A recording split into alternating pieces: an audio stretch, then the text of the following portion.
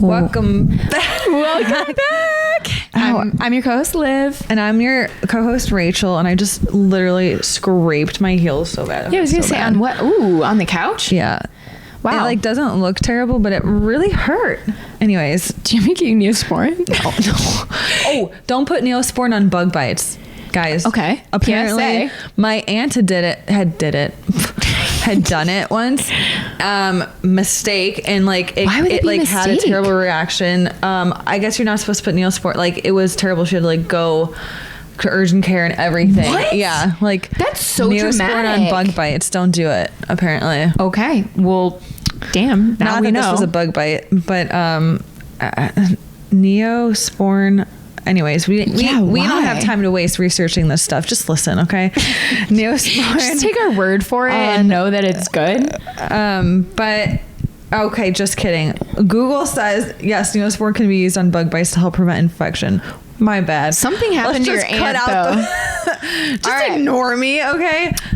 Clearly, I don't know what I'm talking about. No, but she did. She had put it on a mosquito bite or an open wound or something, and it got infected. Something happened, and she had to go to urgent care because of it. So the Neosporin did not do its job. Maybe it was just a fluke. Because it didn't protect from her infection, so that sucks. Honestly, sucks. Very contradicting things right there. That's so embarrassing on my end. That's the story of my life. And that's us here with our vulnerability, just putting ourselves out there on the pod. We are. And today we were coming back at you guys with another topic to discuss. What are we talking about? Oh my gosh. High school sports. Oh, and yes. And we both, I guess, no, this is hilarious because from the beginning of this pod, all the things that we don't know about each other that have just lined up where we have so many similarities in our life. Yeah. I think we should, you tell me what sports you did throughout your life, and I'll quickly go through mine too. And then we're just basically, I think we were going to dive into being competitive athletes to suddenly not being competitive.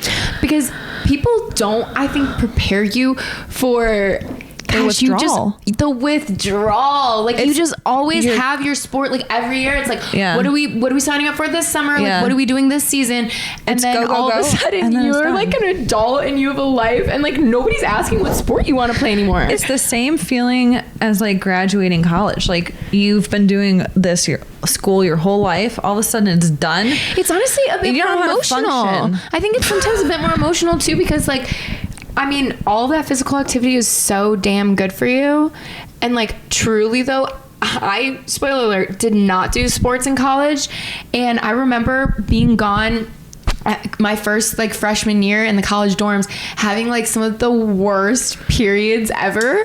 And I called my mom and was why would this be happening? Menstrual cycle periods? Yeah. And they hurt. And I called my mom and I was why would this be happening? And she's well, you don't work out anymore. Oh, she's your health is right. She's changing. Think you used to have practice 3 times a week or and a game or competition on the weekends. And now I'm sorry, but when have you been going to the gym? When have you been working out or doing as much physical activity? It affects how your symptoms are at your cycle. And I was oh my God, mind fucking blown. Now I need to work out forever. Yeah.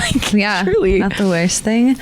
But it's funny to have things be organized to not being organized. Cause then it's okay, now it's on you. What are you going to do? Yeah. The freedom of life and the difficulties with that. So let's see, when I was young, I did, dance and gymnastics and all of that jazz. And then I did try soccer in the 3rd grade. I think I liked the sport, but the girls were not my girls. So I never really clicked with that. And then I did swim team and I fucking loved it. But my sister didn't want to do swim team anymore. And they were all day long competitions. So my parents were kind of yeah, we're going to nip that one in the butt. Oh, so they stopped you from continuing? Yeah, they told me it's okay. We're going to go to your aunt's house and swim a lot this summer. And then were you devastated? A little bit. Yeah. I was kind of sad about it. And, but then I found cheerleading. And I'd been doing cheerleading since the 6th grade all through the end of high school. And I fucking loved it. I loved cheer so much. I honestly think that you probably are oh God. Olivia and cheerleading. No, come on. That is such a perfect match. Like, no, I mean, in hindsight, you are like, it so does make bubbly. sense for me. Like, people don't understand That's how competitive hilarious. cheer can be. Well, I actually pay probably now more because you can watch the Netflix. Like, competitive cheer is intense, and I don't even know why it's still not considered a sport. It should be, because it's crazy. I have a lot to say about that, but that's another episode. So then you finished off with cheerleading and then didn't do anything in college? Correct. It's kind of sad though these days, because I feel like we have a bunch of friends like in our friend group or whatnot that play like still like adult intramural sports like volleyball or soccer, like in these adult leagues.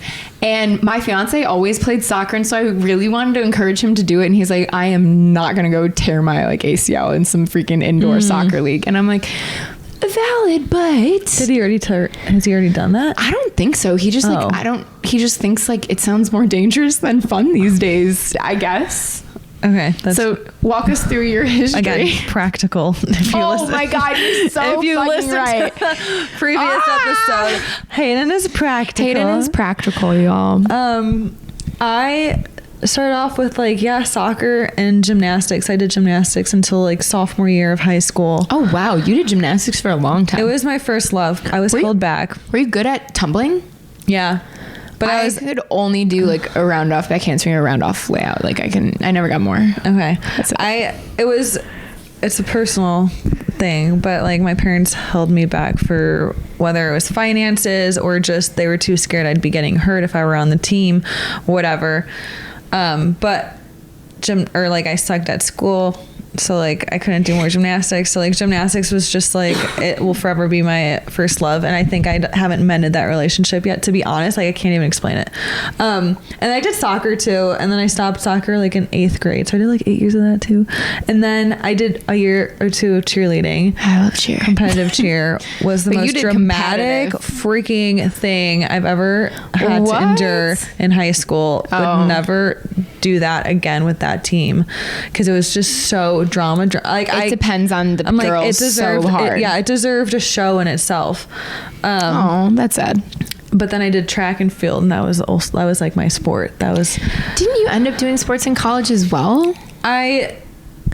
No, I did track and field, and then I was doing a club while I was doing high school. And I got burned out because the club coach was a bit of a psycho. Like if you ever seen, I've like the Whiplash, right? Like that. Yes. Think of that, but for like that sport. Ooh. Like it's a good movie. Like if you haven't in your seen face it. would be like yelling, like I'm gonna fucking kick you in the face if you don't like intent, like ridiculous. And then I did Muay Thai, like Thai kickboxing, and that was after high school. So that was like while I was in college. I wanted to, by the time I got to college, I was so burned out, honestly. Like I couldn't really do track. I do think like in college, you have so many different like focuses on different things in, a social way, career oriented way, the school way, the finances, like trying to figure out life, that like I understand where sports can take a back burner a lot. And then it's like after college, like refinding physical activity. Like in my adulthood thus far, I got into running and did a marathon at one point, and I did kickboxing for a little bit. I freaking love that and always need to pick that back up, but I've never have. And it was just lifting. Really now. The club coach from track that like burned us out. He, if you know anything about like sports, you shouldn't, if an entire team plateaus, like no one's hitting any PRs, no one's like cutting time off of their events, then like at that point it's not the athletes, like it's the coach. And we spent an entire year, our times didn't change, nothing changed, like just a complete plateau. And it was just like, it was so intense, and it's just kind of sad to think about. Like wouldn't trade the experience, but to think of like, dang, like that's so young to be burned out on a sport, to like really be like by the end I was crying. I didn't want to compete. I was so scared to compete. Like going from like loving it to like being scared is not recommended. Don't find a coach that will ever make you scared to compete. And I think that's what it was like. That's why it's such a crazy parallel, because I loved cheerleading so much, but by my senior year I actually ended up quitting before the end of the season. Okay. Because of the coach as well. Oh, snap. Yeah. Go into that. Well, let's hear the tea, because coaches, hello, like I feel like some of them just get like the right of way just because they're a coach or they did the sport. Just because you did the sport does not mean you know how to coach the sport. Very different, in my opinion. I think a good coach, oh my gosh, like angels. Yeah, like huge blessing to know enough like about a sport and like the technicalities to teach it to. I mean, in your high school years, you are at some of like your physical peaks, to teach it to these kids who can do more than you probably can, and to do it well where you're like encouraging and uplifting and all of that, but like being able to know all of that and be able to teach in like a gracious way. Angels walking this earth. If you can like actually coach a sport. Not for the faint of heart. Psychology in sports. Well, and then you're dealing so with much fucking teenagers, attitudes and hormones. And like, hormones. I just like, look, I give major props to anyone attempting to do it. I still, however, think that it's not for everybody and not everyone should be trusted, because on the flip side, the alternative, you can destroy these young kids' love for their sport. Yeah. Truly, it's so sad. And so my high school years, let's see, freshman year, I was still the coach who the high school had essentially always had, like, and so we had like her whole, support system and ways of coaching. And so everything was still like, I came into a long established program. And so that was nice because you knew what was happening. You knew what to expect every year, etc. And then, but after that year, that was her last year. She chose not to come back. So the cheer department, whatever, the athletic department was kind of scrambling to find a coach. And one of the girls on our squad, she had done competitive in the past, because I never did like a specific competitive team. I only did it through the high school. Okay. No, ours was co-ed. That's awesome, because we actually, I think it maybe caused more drama. Well, in one, I could see that in high school, goddamn. But in one of our competitions, actually, we did a stunt that was incredibly fucking badass that we pulled off, but it was illegal unless you were a co-ed team, which is really hypocritical, because for that move to have been legal, we just needed 2 guys to be on the mat. They didn't need to be part of the stunt. You just have to have 2 guys on the mat for it to be considered legal. So we got like a bunch of negative points when we pulled it off, and it was so badass, but whatever, that's cheerleading for you. The drama. But my sophomore year, we got this amazing coach. Okay. She came from a competitive background. She drove far to be there for us every day. She was a teacher as well, but at another high school. So she had a hefty commute. And so then by my senior year, the cheer coach position at the school she taught at opened up, and she came to us like in tears because she was so sorry it was going to go that way. But like for her lifestyle, I mean, nobody could blame her. Like she was driving like an hour after work every day to come coach our practices, and she was going to be able to get the position at her school. Happy for her, sad for us. It was a time. But it was so disappointing how much the athletic department at our school really, like, we had a lot of complaints to the athletic department often about how much they like looked over our sport and program and all of that stuff. And so when it came time to replace that coach, they didn't care. Like, he came to us, the athletic director, promising that he was going to care and find us someone good and yada yada, and then they didn't. They got us the worst option of a coach ever that we all saw coming, and we said, don't do this to us, and he did. The girl who had volunteered to like help our coach with JV had done like marching band in college. Okay. But she was interested in helping with the cheer. So she's never done cheerleading? No. Okay. She's never done tumbling. She never did like stunts herself. What? I think that's fucking dangerous. If you're talking about cheerleading, these girls are tumbling, they're stunting, we're throwing people in the air. And anyway, so he let her have the job. I'm sorry, how you don't even know cheerleading. So anyways, lucky for her, or you would think that she had all of us who were very experienced in cheer. Wouldn't be reversed, would it? Yeah, right? That's what I'm saying. And so we would make comments trying to help, okay? Like she would be trying to help, like for example, the JV team do some very simple basic stunts. Oh, I don't know why you can't lift this girl. Maybe just push harder with your arms. Absolutely not. If you know anything about stunting, it's just like squats, people. You lift with your legs. And so we would say some encouraging things like, oh, try lifting with your legs, which would directly counter what she just said. So she would take it as a personal attack. Like we were trying to undermine her. This was what we were up against all season. I ended up actually being, I think, the 7th person on my team to quit. Oh, wow. I mean, I think that says a lot about a coach, not the team. And I, the day that I quit, one of the girls in my like stunting group got thrown out of practice right before I went to the hallway to comfort her, came back in, and I got yelled at for going to comfort her. And I got in my position for us to go through the routine day before a competition was the next day. And she calls me out for who knows what. And I literally didn't even look at her, didn't say any comments to her. I looked at my team, just all of them. And I said, y'all, I'm so sorry. I'm so sorry to do this to you, but I gotta Shut go. up. And I walked out of practice, and I don't think anyone blaming me. I'm friends with these girls, but yeah, I mean, You had the balls to do that. I fucking love that. I had the ball. I went out there and I called my friend who just got thrown out of practice. I said, you're gonna have to swing around and pick me up too. Oh my gosh. And we listened to some sad songs and cried in the car together.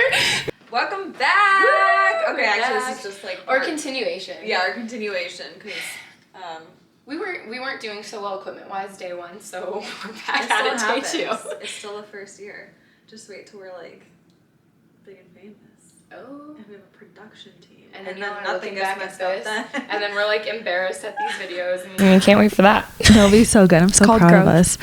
Okay, we were talking about high school sports and I just all the drama. Laid out how I walked out of my last practice ever, and that was the finale, the end of my beloved sport of cheerleading. And I was telling you off camera that it was really sad the way that coach handled the program, because the next year there weren't even enough girls to have like multiple teams. It was just simply one team, and they were doing the most basic of skills, competing at a high level against other varsity squads. The whole program like dismantled, where there basically didn't exist a cheerleading squad at that school for some time. And because of Facebook and social media, where I stay connected to girls from that era of life, I've been able to see that 2 girls back from when my squad was like at its peak. Like it was my junior year, because all of that derailed my senior year. So my junior year, when our squad is like doing amazing, killer, 2 girls from that year went back and are now the coach at the high school and have completely revived the program. So it's which is fantastic. Warm my heart. We love that. We absolutely love that. Cheerleading is intense in all aspects. Like competitive cheer. I'm sure you guys have seen the Netflix series. I don't know what it's called. Cheer.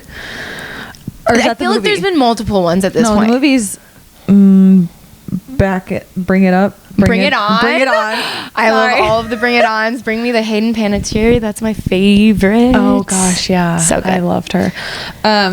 And then I had done cheer for like 1 year too. But didn't you say that drama end of your like athletic career was kind of abrupt as well? Or what happened for you? How did that go? I can't remember if we touched on this, so we'll just edit if I did. Mm-hmm.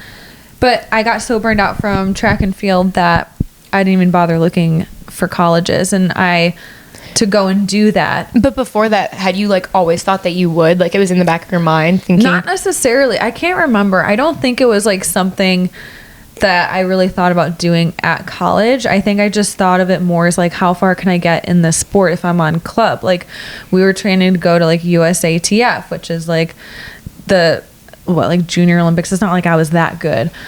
Like to be, but you just kept leveling up and just kept pushing for the next thing. Yeah, like we were trying to do that, and that never even happened because I was just so burned out. And I think coaches can make or break athletes, especially when we're so moldable, like as babies, like in high school. And coaches think it's all just about physical, like push yourself, and then don't do anything to even acknowledge like the mental load that athletes carry on them, or that needs to be like addressed to actually not just push through workouts, but then like start winning things. Like a huge mental like aspect is a part of like I think winning and just your overall performance. So you felt like that's what you were lacking from your coach, like emotional support? For the club team, it was, he was just like I compared him to like that guy in Whiplash, you know, that coach. Like it was extremely verbally abusive. And then the workouts were so intense, we had no time to recover from workout to workout.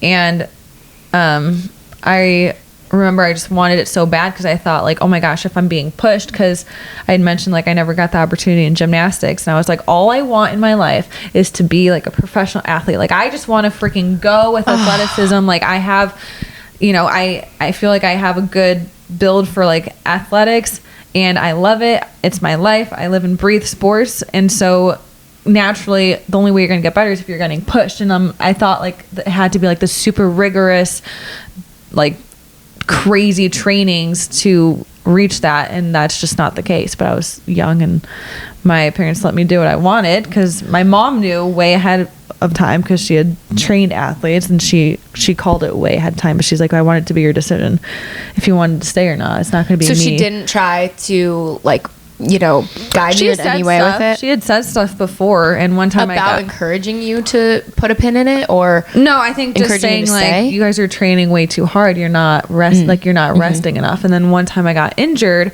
and she trained me in the pool for a little bit, so it was non-impact training, and that was the longest break that I had.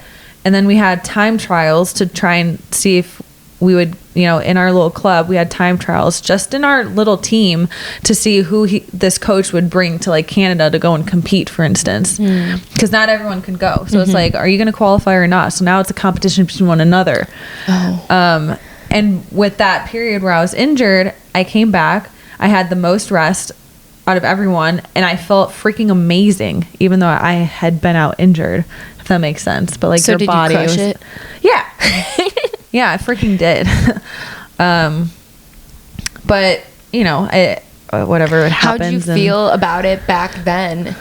Like when you made that decision? I mean, once I was done, like I was done. Do you feel like was sick to my stomach thinking of having to compete because he wouldn't be at our high school competitions. He actually got banned from USATF. Like he got banned completely because he had pulled some shit, and go figure. But you know, because like we'd have to do trainings on our own and then text him the times and the results and prove that we did it and this and that.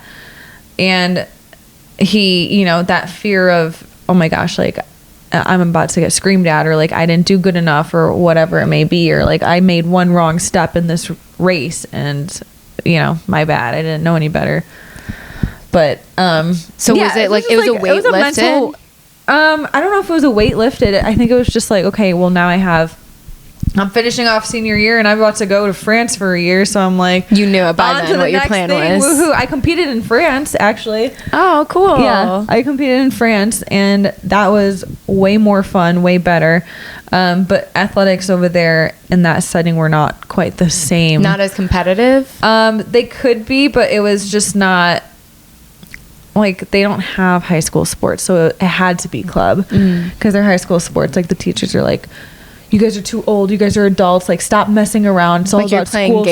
Yeah. And so I was on the club, and all I had to remember was this experience with this club coach I had. And so I did not step out of line. Like I was just like with it. I wasn't like talking to anyone. And I just remember the coaches being like to the other team, like, look at her, like, shut up everyone, like, get, like, do your drills and get back in line and do it again, like Rachel is. And I'm just like, the focused American, like, yeah, like, oh god, at, like, now you're setting a bad example for these Europeans trying to just have a good time. Yeah. And so it was fun. Competing in that setting was so much more fun because I had a coach that was in it for the right reasons, but also wanted to push us, but respected, I think, the female anatomy in the sense of like, if you're on your period, trainings are going to be different.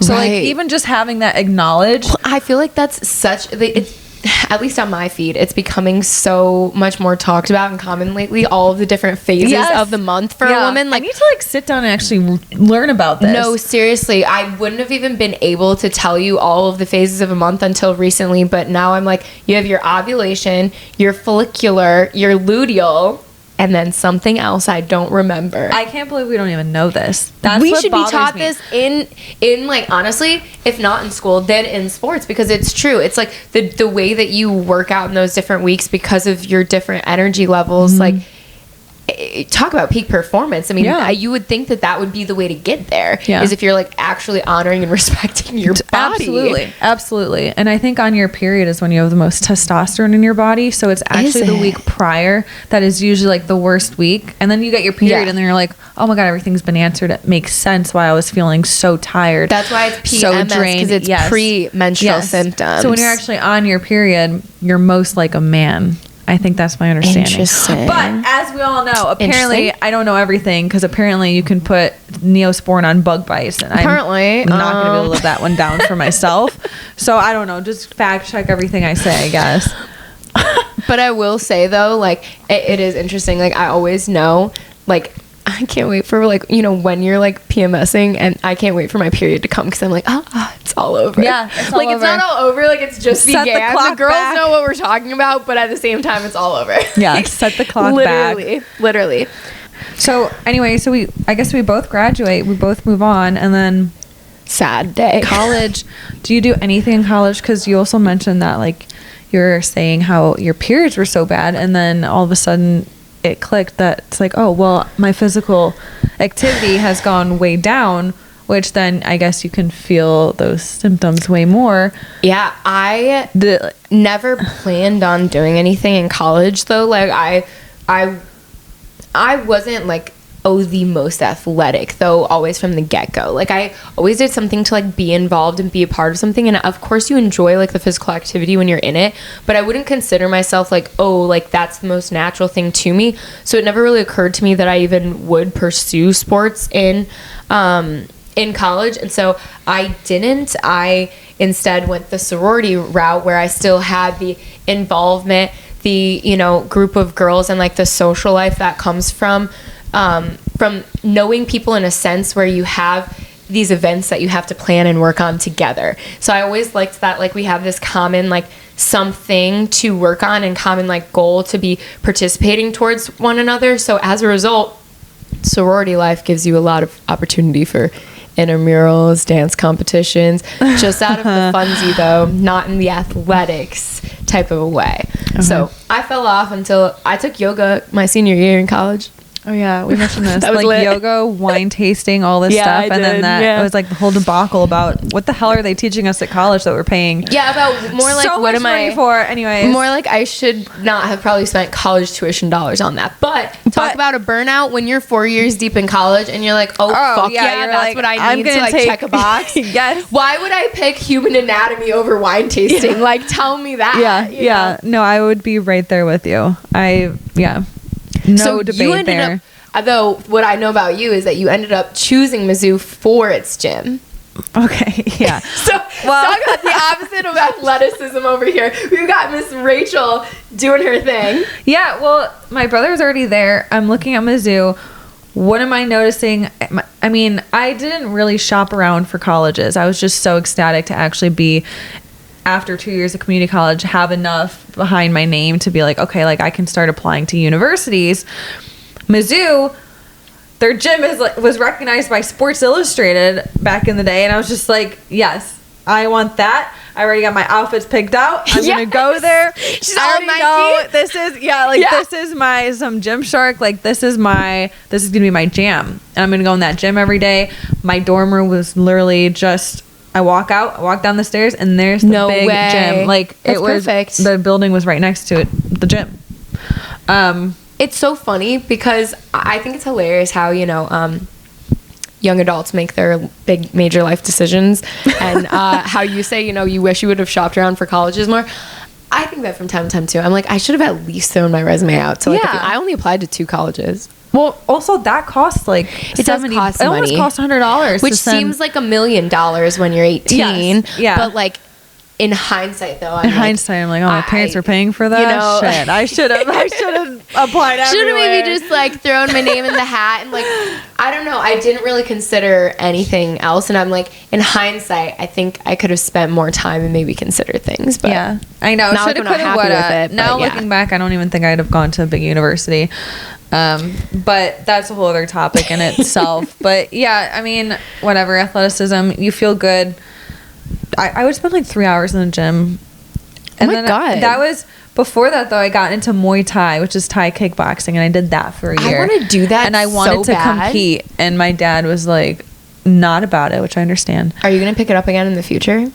I would like to, for the training and how confident it makes you feel. Okay. Because it's just all of a sudden it's like, oh, you just know how to throw something, you know how to do it properly so you don't get injured, you know how to protect yourself, you know how to hurt someone. Okay, this is crazy because controversial character here, but I was listening to a podcast there where they interviewed Ivanka Trump, and she was talking about Muay Thai, and that's exactly what she said about it. She said the confidence and the power that you feel from it. Yeah. And but I don't know if I would necessarily spar because of like head stuff at this point. I'm just past that in my life. I stopped because everything's like all woven in between itself. But I did for a year. I did go to Thailand too, and I trained at a camp for like one day before I got sick. And I wanted to compete. But right before I was able to starting to like get ready to compete, we found out I had ADD, and that's when my parents started paying for the brain scans. They started paying for the therapy for my head, so it wouldn't make sense for me to continue getting hit in the head while paying this money to help my head. So then I stopped because went to Thailand to fucking do Muay Thai. It was. Can we just like go back to that for a moment? Yeah, it was a large inspo. It wasn't like it's giving White Lotus when the girl wanted to be Buddhist. Wait, which one is that? Third season? Yeah, I haven't seen that one yet. Spoiler. Okay, all right. Well, no, it's really okay. I do want to watch it. Part of the plot, not like a major spoiler, but anyway. Okay, well, that's okay. But yeah, I was just down to do anything, and my godfather, who has a house in Thailand, that's how I could go there, was like, oh, here you're training at this camp, and then you're training at this camp, and whatever. And they were just like, it was fun because some foreigners go and train there. Like, that is their sport. That's a lot of times how a lot of the men survive, and some girls survive in Thailand. It's like, that is their sport. That is how they make a living, by competing in Muay Thai competitions. It is like it's like their culture. Yeah, it's massive and it's violent. Like Muay Thai. I was gonna say, I'm literally picturing like night fight clubs. Yeah, it could be like that. It's just as bad. It's like they have them. It's kind of sick, honestly. It's just like, because I watched the competitions there, because I think it's called Max or something if you're into Muay Thai. It was this stadium or whatever, and they just would, oh, this dude's knocked out. Okay, next competition starts. Whatever, they beat each other up. The next, fucking gladiator competitions. That's a great way of putting it. Because initially I didn't know I was signing up for Muay Thai. I thought I was going into boxing. That's what I wanted to try. It was boxing. No, it was Muay Thai. I didn't figure that out until later because I just didn't know the differences or whatever. Hilarious. And so with Muay Thai, you can throw elbows, you throw knees, like kicks, punches, and that's why it's a little bit more intense, because it's like. But you loved it. Yeah, I did. Yeah, because it was like, oh my God, I can feel something again. When did you start that? Right when I got back from France after my gap year. Oh, fun. So you were doing community college in Muay Thai. Muay Thai, yeah. I think it's so important to like do something, like something physical. Yeah, something athletic. I agree. It's like nice to have like a skill that you're working towards physically. That's not like, oh, just a number on the scale or something like that, where it's like, okay, no, I'm actively trying to get better at throwing, a kick or a punch or, a ball a certain distance, or, it'll whoop your ass. Like, you'll get into incredible physical shape if you're at a proper, if you're training facility. And you're working on skills, like skill building. And it's like, even if you fall off of that, like, it's just the mind to muscle connection too that you're building. And I feel like every time when I've done something like that, like kickboxing or even yoga or whatever, it ends up being meditative because, sometimes your body functions as a vessel for your mind, right? Just to move you around in the world. And then sometimes your mind gets to function as, you know, just in service to your body, where it's just, you know, shooting the messages for how you're going to move and use your body, like second nature.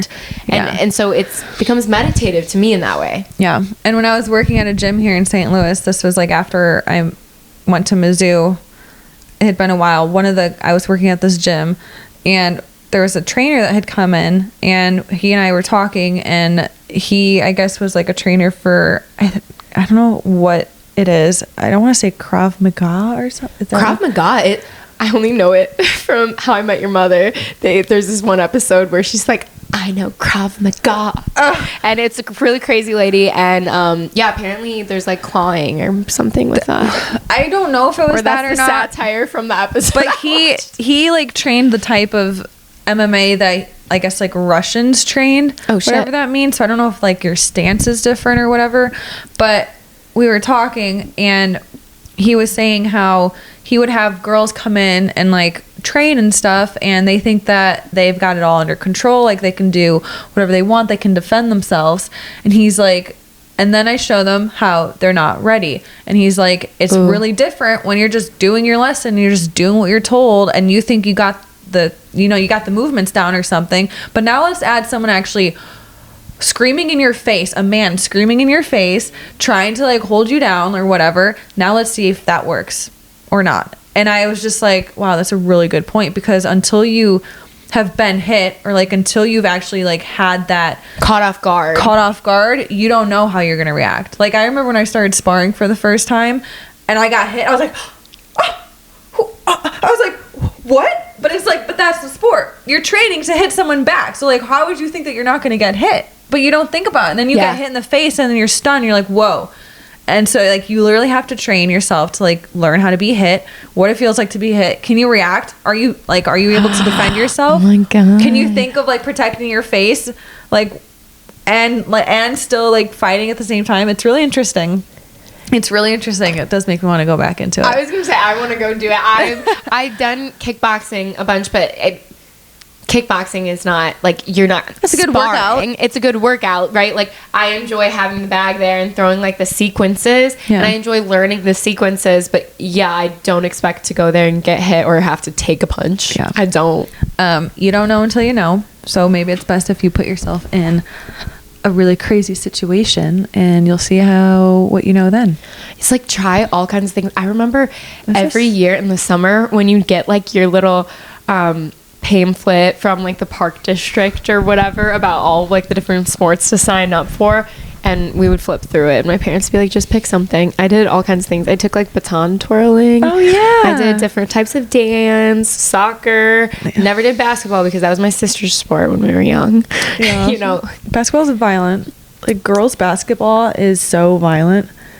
You know, yeah, I mean, it's insane. It's like the floor too about it just seems so like harsh. It seems harsh, but I feel like that's what I'm trying to do as an adult now. I'm like, okay, my fiance is super into golf, you know, classic male 30-year-old thing to do, and I'm like, I feel like it's so important to have like your thing that you're into. Yeah. And like I'm into the weightlifting stuff. Luke and I are starting this whole, I think, physical activity diet, whatever the heck. But he himself was saying like he misses competition, and I miss competing in competition. And he's like, I also just need to like get out and move more, like maybe start walking more, doing something. And I was totally on board. I'm like, now that I am past my 6 weeks postpartum, I am like making it a point to start training like an athlete again. Like I just want to get in the best shape. Like that means like actually working myself up to doing like workouts, like track workouts again. Like I want to be good again at something, or just like know like, okay, like I remember what some of the workouts are. Can I still do it? Yeah. If not, I'm gonna work myself up to be able to do it, because I'm like, feels good to be able to do it. Yeah. I remember when I was marathon training, I told myself we just skipped over that, even though we've talked about an episode about that. Okay. But you stopped sports, but then you still went back into running, and you did a freaking marathon. So, you know, like we said, that's not nothing. All right. Because I would never do that. And that's what a lot of people think, and I don't think I realized how rare it was, because when you're deep down that rabbit hole, obviously you become surrounded by people of the similar mindset. And so similarly to how I was saying, you know, as an adult, while you might not have I mean, I remember I even signed up for like an intramural flag football league with one of my friends. That was hilarious. It didn't really go well. We were the team of mishmash people, and so it was kind of a flop. But we tried, and it's because, yeah, I feel like as an adult, when you come from a background growing up where you did sports, you crave something. Like, it's almost like you crave something. You want to do something. So we were like, flag football would be so fun. Like, a million times did I think something would be so fun. I actually used to, when I lived in Florida, because Florida, you can count on the weather being same mostly all year round. Every single Sunday, I went to outdoor yoga at this lake. It was just every Sunday I would go to the farmer's market and my outdoor yoga, and I lived my best fucking Floridian life. And I had friends who would go do like paddleboarding and stuff too. And I did that every single week because I wanted my weekly thing to go to.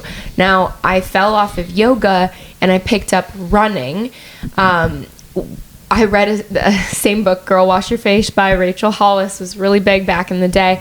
Me and a few friends all read this book, and I had a girlfriend who was going through a really difficult relationship time, and she was like, I think I'm gonna run a 5K. So we were all like, oh, we should all run a 5K. And it escalated from there, as I think things do from time to time. So how many miles? 26.2, yeah. 26.2 miles.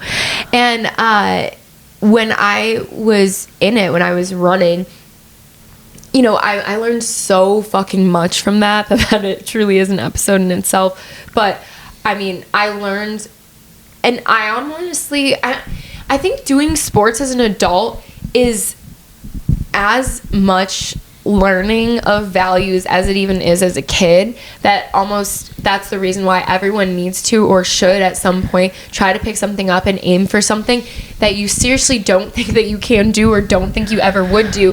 For me, that was running a marathon. I told you from the get-go, I didn't consider myself like an athletic person. Yeah. But you proved to yourself that, if you put your mind to something and if you train for it, you can actually do it. Dude, I think that's why a big deal. That's a huge deal. And I think that's why 75 Hard, have you heard of that? Yeah. I think that's why it exploded in popularity, because it's a reminder within yourself that's like, oh my gosh, I can actually be really diligent and I can actually stay to a structure, and there's a goal, there's like an end time to it, and once you get rolling, you can't help but want to probably finish it because you're like, okay, I already started this. It's learning to, at least for me in the marathon training, so much self-discipline. I can count on myself.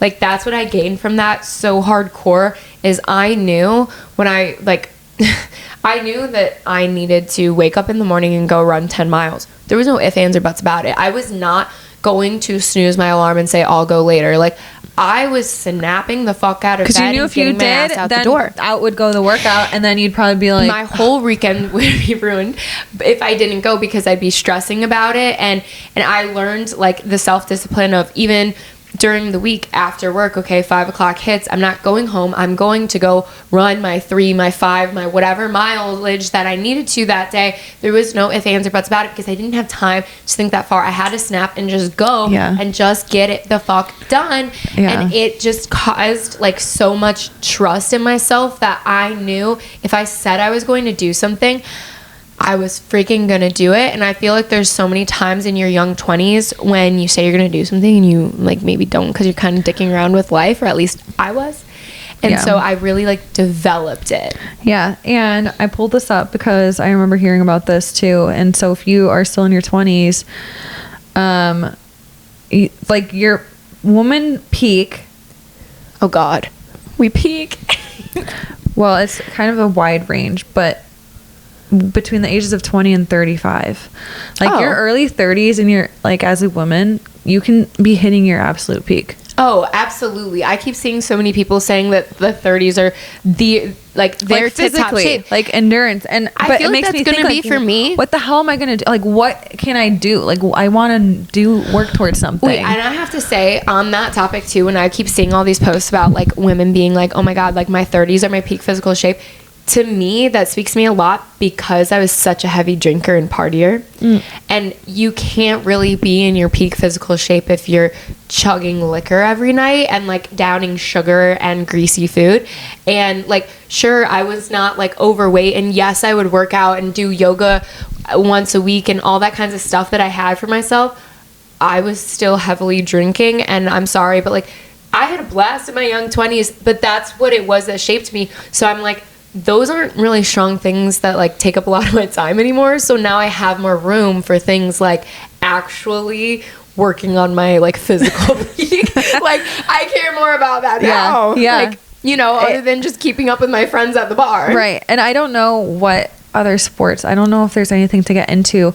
All I know that a lot of older people, who am I saying? What am I saying? 35-year-old? Yeah, like, but once you've like gone through like the college stuff, a lot of people get into triathlons and That's cycling and swimming and things like that I'm totally not at all interested in whatsoever.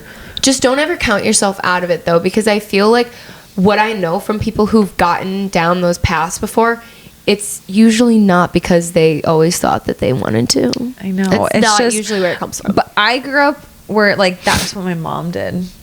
And so I have like a certain perception of it and certain feelings towards it that maybe I just need to overcome and work on. Hey, I mean, that's why I never did basketball. I was like, that's my sister's thing. I'm just like, I don't want to do that. I don't like it. I don't like anything about it. And you know what? So you will find your something because, and that's one thing that's fun, right? About being an adult is, yeah, you'll find your something for a while and then it'll switch up and you'll do something new. Like right now, the whole world's obsession with pickleball. Oh my gosh. Everyone loves it. You know it popped off during COVID, and you know that all these tennis courts now are only going to be making business if they have pickleball courts. I love pickleball. I freaking love pickleball. And it speaks to our generation. And catch us outside playing pickleball.